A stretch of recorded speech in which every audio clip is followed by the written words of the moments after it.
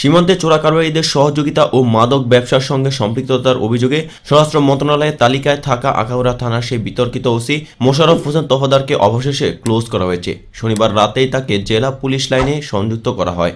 জানা যায়, ব্রাহ্মণবাড়িয়ার আখাউড়া থানায় ওসি হিসেবে 2015 সালের 21শে আগস্ট যোগদান করার পর বেপরোয়া হয়ে ওঠেন মোশাররফ হোসেন তফাদার। ক্রসফায়ারের ভয় দেখিয়ে লাখ লাখ টাকা হাতিয়ে নেওয়ার পাশাপাশি সীমান্তবর্তী থানার একটি পৌরসভা ও 5টি ইউনিয়নের শতাধিক স্পট থেকে মাসে প্রায় কোটি টাকা মাসোহারা নেওয়ার অভিযোগ রয়েছে তার বিরুদ্ধে। এ নিয়ে স্বরাষ্ট্র মন্ত্রণালয়, পুলিশ সদর দপ্তর, চট্টগ্রাম ডিআইজি কার্যালয় ও জেলা পুলিশ সুপারের কার্যালয়ে তার বিরুদ্ধে একাধিক অভিযোগ করা হয়েছে। পরবর্তী সময়ে গত বছর স্বরাষ্ট্র মন্ত্রণালয় থেকে তদন্ত করায় জেলায় 16 পুলিশ সদস্যের মাদক ব্যবসার সঙ্গে সম্পৃক্ততা প্রমাণ পায়। তাদের সঙ্গে শীর্ষ ছিলেন ওসি মোশাররফ হোসেন তফাদার। এত শত অভিযোগ থাকার পরও আখাউড়ার একজন প্রভাবশালী জনপ্রতিনিধিকে ম্যানেজ করে দীর্ঘদিন তিনি স্বপদে বহাল ছিলেন। অভিযোগের বিষয়ে আখাউড়া থানার সদস্য সাবেক ওসি মোশাররফ হোসেন তফাদার বলেন, আমার বিরুদ্ধে আনিত অভিযোগ সঠিক না, জনস্বার্থে আমাকে বদলি করা হয়েছে।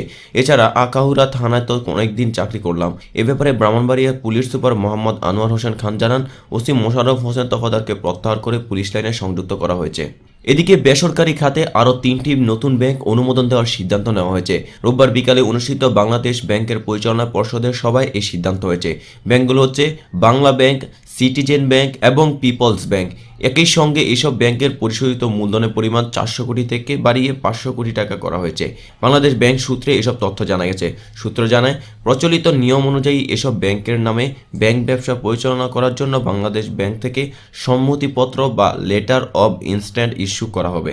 এর ভিত্তিতে উদ্যোক্তারা মূলধন যোগান সহ অন্য আনুষ্ঠানিকতা সম্পন্ন করলে এদের নামে লাইসেন্স ইস্যু করা হবে। বাংলাদেশ ব্যাংকের গভর্নর ফজলে কবিরের সভাপতিত্বে অনুষ্ঠিত এ সভায় পর্ষদের সদস্যরা উপস্থিত ছিলেন। কেন্দ্রীয় ব্যাংকের ডেপুটি গভর্নর ও সংশ্লিষ্ট কর্মকর্তারাও এতে উপস্থিত ছিলেন। বিকেল 4টায় শুরু হয়ে এই সভা রাতের 9টা পর্যন্ত চলে। এর আগে কেন্দ্রীয় ব্যাংকের অপর এক পর্ষদ সভায় পুলিশ ব্যাংকের অনুমোদন দেওয়া হয়েছিল।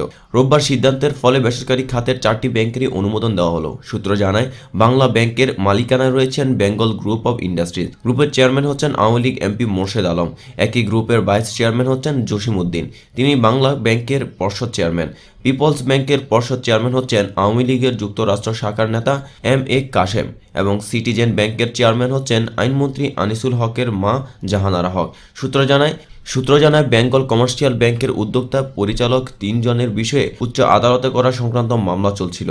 সেগুলো নিষ্পত্তি করে কেন্দ্রীয় ব্যাংকে জানানোর পর পর্ষদ সেটির অনুমোদন দেয়। পিপলস ব্যাংকের চেয়ারম্যান হলেন যুক্তরাষ্ট্র প্রভাবশালী আওয়ামী লীগের নেতা এম.এ. কাশেম।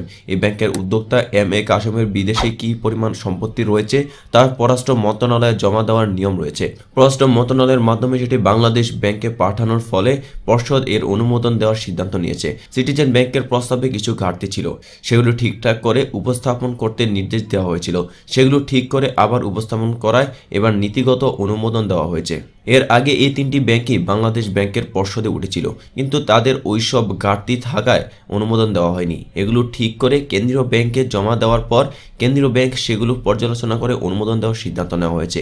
টানা 2 মেয়াদে ক্ষমতায় থাকা আওয়ামী লীগ সরকার প্রধান মেয়াদে 9টি নতুন ব্যাংকের অনুমোদন দেয়। বর্তমানে দেশে ব্যাংকের সংখ্যা 58টি। এর মধ্যে 40টি বেসরকারি খাতের, 9টি রাষ্ট্রায়ত্ত ও 9টি বিদেশি ব্যাংক রয়েছে। জানা গেছে 2017 সালে এসব ব্যাংক লাইসেন্সে বাংলাদেশ ব্যাংকে আবেদন করে। সেগুলো দীর্ঘ সময় পর্যালোচনা করে কেন্দ্রীয় ব্যাংক এখন সন্তুষ্ট হয়েছে বলে এগুলোর অনুমোদন দেওয়া হয়েছে। বর্তমানে ব্যাংক ব্যবসার মূলধনের পরিমাণ 400 কোটি টাকা। নতুন এই 3টি ব্যাংকের ক্ষেত্রে এর পরিমাণ বাড়িয়ে 500 কোটি টাকা করা হয়েছে।